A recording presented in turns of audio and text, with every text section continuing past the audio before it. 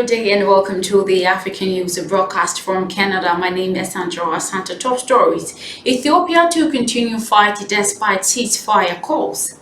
Anti-government alliances form in Ethiopia. Also, foreign powers have rolled in Ethiopia's weapon supply. Nati is saying this. There's some more stories coming up after the break. Stay tuned.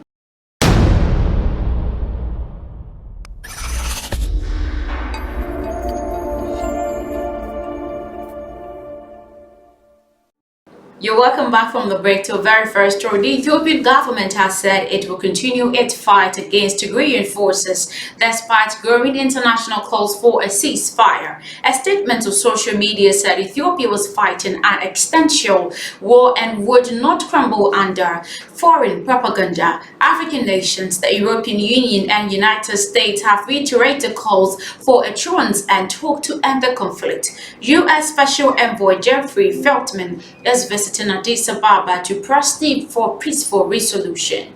U.S. Special Envoy Jeffrey Feltman is visiting Addis Ababa to press for peaceful solution. The government says on the brink of victory, but Tigrayan forces have been advancing towards the capital and seizing key towns in recent days. Still in Ethiopia, 9 Ethiopian anti-government groups, including the TPLF and Oromo Liberation Army, have agreed to form an alliance against Prime Minister Abiy Ahmed's administration. It comes as pressure mount on Mr. Abiy, with forces making advance towards the capital. The government in Addis Ababa has said it's on the brink of victory and will continue to fight what it calls the existential war. Ethiopia's international partners have called for an end to the hostilities. The OLA and TPLF have already started fighting alongside each other, and this week they captured the towns of Kemise, 325 kilometers, that is 200 miles north of Addis Ababa.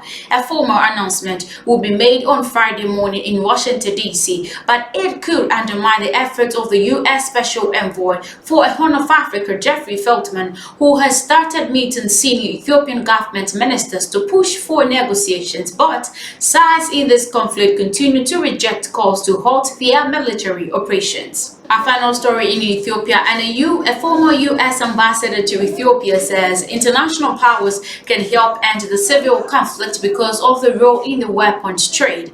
Tibor Nagy, who also served as U.S. Assistant Secretary of State for Africa, told BBC Newsday that major influences such as the U.S., EU, UK, China, the Gulf states and the Turkey could speak out to say stop one of the most needless war that has occurred perhaps in history. He added the sides will pay attention because they are getting their weapons from someplace. Let's be real. That's what he's saying. That to Sudan now, and Sudan's military chief General Abdel Fattah al-Burhan has agreed to accelerate the return to a transitional government following talks with the United States and the United Nations. The UN Special Envoy for Sudan, Volker Perthes, said the discussions has yielded the outline of a potential deal to reverse last month's coup, including reinstatement of the deposed Prime Minister Hamdallah Hamdok. He, however, remains under house arrest, though 4 of his ministers are being released. The alliance, which led to the protests that brought down the former president